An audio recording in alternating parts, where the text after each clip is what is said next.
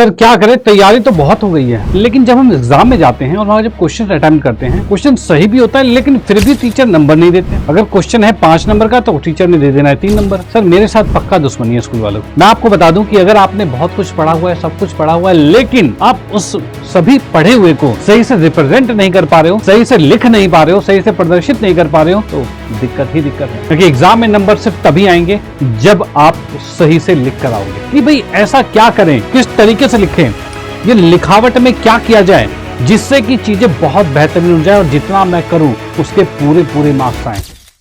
Sir क्या करें, तैयारी तो बहुत हो गई है, बिल्कुल पूरी तैयारी हो चुकी है, लेकिन जब हम एग्जाम में जाते हैं और वहां जब क्वेश्चन अटेम्प्ट करते हैं, क्वेश्चन सही भी होता है लेकिन फिर भी टीचर नंबर नहीं देते।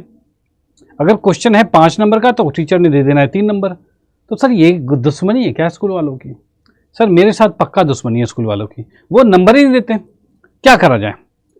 तो भैया ये दिक्कत आपके साथ भी है, होता है।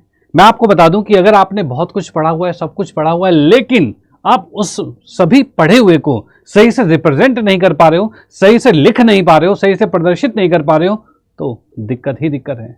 क्योंकि फिर वो पढ़ा हुआ बिल्कुल वेस्ट हो जाएगा और उस कंडीशन में आपके मार्क्स बिल्कुल भी नहीं बढ़ेंगे, ध्यान रखना, ठीक है। यानी कि आपने कैसे उस पेपर को अटेम्प्ट किया है, पेपर को लिखा है, अगर ये तरीका आपको नहीं पता तो फिर हर चीज व्यर्थ है, आपने जितना भी पढ़ लिया वो व्यर्थ हो जाएगा। ओके, क्योंकि एग्जाम में नंबर सिर्फ तभी आएंगे जब आप सही से लिख कर आओगे। वहां पर यह नहीं होता कि आपको आता कितना है, नो, आप कितना लिख पा रहे हो वो मुद्दा देखा जाता है, ठीक है। तो इस बात को हम यहां पर आज डिस्कस करने वाले हैं कि भाई ऐसा क्या करें, किस तरीके से लिखें, ये लिखावट में क्या किया जाए जिससे कि चीजें बहुत बेहतरीन हो जाए और जितना मैं करूं उसके पूरे पूरे मार्क्स आए। क्योंकि जब आप जो करके आते हो, जो आपको आता है, उसमें भी नंबर कट जाएं तो भैया ये तो पाप हो जाएगा एकदम। तो भैया जो आता है कम से कम वो तो फुल होए। तो इसके लिए बहुत बच्चों का एक कंसर्न रहता है कि सर राइटिंग बड़ा फैक्टर है, कि राइटिंग अगर अच्छी रहे तो उसके बाद नंबर पूरे आते हैं, और राइटिंग खराब रहे तो फिर पूरे नंबर नहीं आ पाते, सर वो नंबर काट ही लेते हैं। तो मैं आपको बता दूं कि भाई मेरी जान पहचान ऐसे बोर्ड वाले जो टीचर्स हैं, ठीक है, वो अपने यार दोस्त ही जो चेक करते हैं पेपर, उनसे मैंने बहुतों से बातचीत की, उनसे पूछा कि क्या ये राइटिंग मैटर करता है, कि राइटिंग बहुत अच्छी होनी चाहिए तब जाकर आपका पूरे नंबर दिए जाएंगे, नहीं तो नहीं। तो पता है क्या क्या वहां से आंसर मिला? तो आंसर सिर्फ ये मिला कि राइटिंग ज़्यादा मैटर नहीं करती, अर्थात आपकी राइटिंग सिर्फ इतनी होनी चाहिए कि समझ में आए। भाई समझ में आना जरूरी है, ऐसा भी मत लिख देना कि समझ में ही ना आए, ठीक है, समझ में आना जरूरी है। अगर आपकी राइटिंग समझ में आ रही है, ठीक है, तो इनफ है, कोई दिक्कत नहीं है, इतनी राइटिंग भी बहुत है। ओके, फिर आता है मुद्दा कि आपकी जैसी भी राइटिंग है उससे आप सही प्रकार से लिख पा रहे हो कि नहीं लिख पा रहे हो, यानी कि जो क्वेश्चन में पूछा गया है उसको उसी तरीके से आंसर दे रहे हो कि कुछ अड़ंग बड़ंग लिखे हुए दे रहे हो। यानी कि अगर कोई क्वेश्चन है वो 2 लाइन का क्वेश्चन है, आपने भर दिए 10 लाइन, तो नंबर तो भैया कम मिलेंगे ही, क्योंकि आपको सिर्फ सटीक वही चीज लिखनी है जो चीज पूछी जाती है। और गणित विषय की मैं बात करूं तो गणित विषय के अंदर आपको प्रॉपर वही स्टेप लिखने होते हैं जो वहां पूछे जाते हैं, और हर चीज एकदम क्लियर होना चाहिए। आज मैं यहां पर आपको बताने वाला हूं कि आपके जो प्रश्न पूछे जाते हैं, जैसे कि 1 नंबर का प्रश्न हो गया, 2 नंबर के प्रश्न हो गए, 5 नंबर का प्रश्न हो गया, और गणित में आपके 8 नंबर के प्रश्न भी आते हैं यूपी बोर्ड में। तो भाई 8 नंबर के प्रश्न को भी देखेंगे कि आप उसे कैसे अटेम्प्ट करो कि पूरे मार्क्स आपको मिल जाए। क्योंकि ऐसा नहीं है कि भाई आप लिख रहे हो क्वेश्चन को और वो क्वेश्चन कंप्लीट नहीं हो रहा, मतलब कंप्लीट आंसर तो आ रहा है लेकिन उसके नंबर नहीं मिल रहे। तो आज हम जानेंगे कि नंबर पूरे कैसे पकड़े जाए। तो नजरें एकदम स्क्रीन पर होनी चाहिए। जैसे कि मैं आपके सामने एक आंसर शीट लेकर आया हूं कि जिसमें कि क्वेश्चंस लिखे हुए हैं। जैसे कि पहले मैं बात करूं कि 1 नंबर वाला प्रश्न आपके सामने ये प्रस्तुत है, देख पा रहे हो भाई 1 नंबर वाला प्रश्न है, इस क्वेश्चन को किस प्रकार से रिप्रेजेंट करना है। तो पहली बात, इसमें क्वेश्चन नंबर फर्स्ट लिखा हुआ है, तो पहली बात आपके लिए कि क्वेश्चन नहीं लिखना। ये नहीं कि आप अपने आंसर शीट में क्वेश्चन भी लिखोगे, क्वेश्चन नहीं लिखना। फिलहाल मैं आपको क्वेश्चन दिखाने के लिए दिखा रहा हूं, इसलिए क्वेश्चन यहां पर लिखा हुआ आपको दिख रहा है। आप जब आंसर लिखोगे तो सिर्फ आपको आंसर का नंबर लिखना है, यानी कि आपको लिखना है कि भाई किस प्रश्न का आंसर है। तो कभी भी कोई भी प्रश्न अटेम्प्ट करते हो तो उसका क्वेश्चन नंबर लिखना अनिवार्य है, याद रखना। अगर आपने क्वेश्चन सही लिख करा है और क्वेश्चन नंबर में गलती कर दी तो भैया कोई नहीं बचा सकता उसको कांटा मारने में, भैया वो कंफर्म गलत होगा, ध्यान रखना, ठीक है। अब हम 1 नंबर के प्रश्न की बात की है तो जो पूछा गया है उसके अंदर ज्यादा आपका इतना बड़ा क्वेश्चन हो सकता है, उसको आपको बस इतना रखना है कि थोड़ा सा साफ सुथरे शब्दों में लिखना है, ठीक है। एक नंबर में ऐसा नहीं होता, मतलब एक नंबर में ज़्यादातर ऐसा नहीं होता कि आपको पूरी डिटेल में चीज़ें चाहिए हो, ठीक है। डिटेल में ज़्यादा नहीं चाहिए होती। नॉर्मली क्या होता है कि एक नंबर में आपको जो जो पूछा गया उसको उस प्रकार से लिख कर अटैम्प्ट करके सॉल्व कर देना है, बस साफ सुथरा लिखना, ठीक है। काटा पीटा कम करिए, ठीक है, बहुत कम रखना काटे पीटे को, ओके। कुछ बच्चों के साथ ऐसा होता है कि सर मैं तो काटा पीटा हो जाता है सर हमारे साथ, तो काटे पीटे की मैं बात करूँ कि जैसे कि आपने कुछ भी लिखा, जैसे कि आपने लिख दिया भाई, क्या आपने लिख दिया 4.4 सेंटीमीटर लिख दिया। अब यार 4.4 नहीं था, वो तो 6.3 था, ऐसा होता है। तो आप क्या करते हैं, उसको ऐसे से काट देते हो, ये काट दिया, ऐसी आदत है ना आपकी, ऐसे ही काटते हो। अरे भैया ऐसे काटे हुए तो फिर मास्टर का दिमाग सनक जाएगा, फिर वो सब कुछ काट देगा।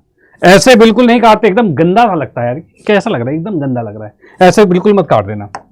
अगर आपको काटना है तो हल्के पेन से ऐसे ऐसे कर दो बस, ठीक है, इतना कर दो, यानी कि जब वो पढ़े तब उसे पता चले कि वो कटा हुआ है, अदरवाइज वो पता ना चले, ठीक है, ये ध्यान रखना। तो इस प्रकार से आपको काटना, ऐसे काट लो, या फिर आप इसको हल्के पेन से सिर्फ ऐसे काट दो बस, इतना सा ही करना है, ज़्यादा नहीं काटना है, ध्यान रखना, जिससे वो गंदा लगे। फिलहाल मैंने एक नंबर का प्रश्न आप सभी को बता दिया, उसके बाद हम चलते हैं नेक्स्ट पर। जैसे कि ये आपका एक 2 नंबर का प्रश्न आपको देखने को मिल रहा है, ये भी आपको एक साफ सुथरे शब्दों में लिखना है, जैसे कि क्वेश्चन में पूछा गया हो। मैं आपको बता दूं कि ये जो प्रश्न है वो बहुत इंपॉर्टेंट प्रश्न है, ध्यान रखना। प्रश्न के हिसाब से कहा जाए तो बहुत इंपॉर्टेंट प्रश्न है गणित विषय के लिए। फिर भी मैं यहाँ पर आपको बता दूं, जैसे कि प्रश्न आपको दिया हुआ है, जो भी स्टेप आप करते हो उसके बारे में लिखना है प्रॉपर। जैसे कि यहाँ पर y = cos की पावर sin x लिखा हुआ है, इसमें प्रॉपर लिखा है दोनों और लॉग लेने पर, यानी कि प्रॉपर स्टेटमेंट दी गई है कि क्या आप काम करने जा रहे हो, ठीक है। उस स्टेटमेंट के तहत आपने लिखा है। फिर x के सापेक्ष अवकलज करने पर, यानी कि आप प्रॉपर चीजें लिख रहे हो। अगर आप ऐसे लिखोगे तभी आपको पूरे मार्क्स मिलेंगे, नहीं तो भैया कट जाएंगे नंबर। जैसे कि मैं बात करूं यहां पर, इसके अंदर जब मैंने यहां तक सॉल्व किया, ठीक है, यहां तक सॉल्व किया है, इसके अंदर इनको मिला है 1 नंबर, ठीक है, ये 1 नंबर मिला है। और फाइनली भाई यहां तक की बात कर रहा हूं, यहां तक x के सापेक्ष अवकलज करने पर उसका जैसे आप अवकलज करते हो और आंसर निकालते हो तो यहां तक का आपका 1 नंबर मिलेगा। तो ये 1 और 1 मिलकर 2 नंबर होने वाले हैं। और जैसे ही आप इसमें कुछ गड़बड़ी करते हो, आपने ये नहीं लिखा या ये नहीं लिखा, जैसे ये दोनों लॉग लगाने पर ये स्टेटमेंट नहीं लिखी, तो उसको 1 का आधा हो जाता है, इधर भी 1 का आधा हो जाता है, अपने आप ये 2 में से 1 ही नंबर आपको मिलते हैं। तो इस प्रकार से पेपर को अटेम्प्ट करना होता है, ध्यान रखना है। अब चलते हैं नेक्स्ट पे, अगला प्रश्न भी देखते हैं। अगला प्रश्न क्या है, जैसे कि ये प्रश्न हमें देखने को मिल रहा है, ठीक है। इस प्रश्न की बात करें, ये प्रश्न आपका कितने 5 अंक का प्रश्न है। अब ये कैसे अटेम्प्ट करते हैं उसको भी देख लेते हैं। तो यहां पर हम बात करें तो इसके अंदर हमने प्रॉपर देखा है कि भाई कॉस लिखा है, साइन लिखा है। अब यहां पर क्या देखो, कॉस का फॉर्मूला ये होता है, साइन का फॉर्मूला ये होता है। इनको हमने यहां पर यूज किया है, तो प्रॉपर यहां पर लिखा है कि भाई इसका ये फॉर्मूला था, इसको यहां ये फॉर्मूला था, इसको हम यूज कर रहे हैं, प्रॉपर लिखा है हमने यहां पर, ठीक है। ऐसे ही आपको साफ साफ शब्दों में लिखना है, प्रदर्शित करना है। आपको पता है फॉर्मूला, आपने डायरेक्ट यहां से यहां पहुंच गए, ठीक है, आपको पता है, लेकिन मास्टर वहां पर आपके नंबर का, कहते हैं ना, बूंद बूंद निकालता जाता है। कैसे? तो यहां पर क्या होता है, यहां पर कि हम बात करें कि ये था, उसके बाद इसमें पुट करने तक का जो आपके पास कॉन्सेप्ट रहेगा, यानी कि इस तक की बात की है तो यहां पर आपको 2 नंबर मिलने थे, लेकिन अगर आपने ये रिप्रेजेंट करके नहीं दिखाया तो वो 2 का 1 हो जाएगा भैया, 2 का 1 हो जाएगा, ध्यान रखिएगा, ठीक है। उसके बाद नेक्स्ट इसको जब सॉल्व करते हैं, सॉल्व करने के बाद फाइनली आपके पास से आई आ गया और ये चीज आपके सामने आ चुका है, ठीक है। और इसमें हम टी पुट कर रहे हैं, भाई ये हमका समाकलन तक पहुंच चुका है और यहां पर हम टी पुट कर रहे हैं और टी पुट करने तक पहुंच रहे हैं। तो टी पुट करने तक आपका जो आ गया है, यानी कि ये जो समाकलित तक की चीजें आ गई है, तो इस समाकलित तक आपको यहां पर ये 1 नंबर का प्रोसेस हो जाएगा कि आप पूरा काट पीट कर उसको समाकलन तक लेके आ गए हो। उसके बाद आपने टी पुट किया है और टी पुट करने के बाद फाइनली 1/t करके इंटीग्रेट कर दिया है और इसका मतलब आपका यहां पर ये फिर 2 नंबर कंप्लीट होता है। तो यहाँ पर स्टेप बाय स्टेप मार्किंग होती है और अगर आपने स्टेप सभी लिखे हैं, आपको आता तो है, आपने आंसर तो निकाल दिया, लेकिन आपने स्टेप फॉलो नहीं किया सही से। अगर ये स्टेप फॉलो नहीं किए तो आपके नंबर कटने तय हैं और 5 में से 4 नंबर मिल रहे हैं, 3 नंबर मिल रहे हैं। तो भैया अगर आपको आंसर आता है और फिर भी नंबर कट जाए तो बड़ा दुख होता है कि नहीं होता? बिल्कुल होता है। तो इसका बिल्कुल ध्यान रखना होगा। अब हम चलते हैं नेक्स्ट पर। अगला प्रश्न जैसे कि मैं देख पा रहा हूं यहाँ पर, ये 8 नंबर का प्रश्न है। इस 8 नंबर के प्रश्न को कैसे रिप्रेजेंट किया जाता है ये भी बहुत इंपॉर्टेंट है, ध्यान रखना। जैसे कि क्वेश्चन में कहा है कि आपके पास ए आव्यूह ये दे रखा है, अब ए एडजॉइंट ए बराबर में ए का सारणी गुणे में आई है और ए इनवर्स भी आपको निकालना है, ये सब चीजें निकालनी है। अब इतनी सारी चीजें निकालनी है, इसमें हम किस प्रकार से करें कि जिससे कि चीजें सॉल्व होगी। जैसे कि हमें पता है यहाँ पर ए सारणिक और I3 लिखा हुआ है, यानी कि मुझे ए का सारणिक निकालना है। या अभी ए दिया हुआ है, ए का सारणिक निकाला और निकालकर हमने एक आंसर निकाल दिया और यहाँ पर बताया कि व्युत्क्रमणीय है, मतलब इसका प्रतिलोम निकाला जा सकता है। ये जो आपने यहाँ पर इन्वर्स ए सारणिक तक निकाल दिया है, ठीक है, यहाँ तक की बात किया तो यहाँ तक आपका इसके अंदर 1 नंबर यहाँ पर हो जाता है, बिल्कुल 1 नंबर हो गया। उसके बाद जैसे कि हमें पता है ए का सारणिक निकल गया, उसके बाद हमें क्या चाहिए, आव्यूह ए का सहखंड, ठीक है, सहखंड भी निकालना है क्योंकि एडजॉइंट ए जब लिखा हुआ है तो भैया सेकंड तो जरूरी है। तो हमने सभी सहखंड यहाँ पर निकाल दिए, कोई दिक्कत नहीं, सभी सहखंड निकाल दिए। निकालने के बाद की हम बात करते हैं यहाँ पर आगे की ओर चले, तो सहखंड निकालेगा। एडजॉइंट ए का फॉर्मूला देखो क्या चीज, फॉर्मूला भी लिखा हुआ है। एडजॉइंट ए का फॉर्मूला क्या है, तो ये ए का जितने भी सहखंड होते हैं उन सभी को लिखा, उसका ट्रांसपोज होता है, परिवर्त होता है।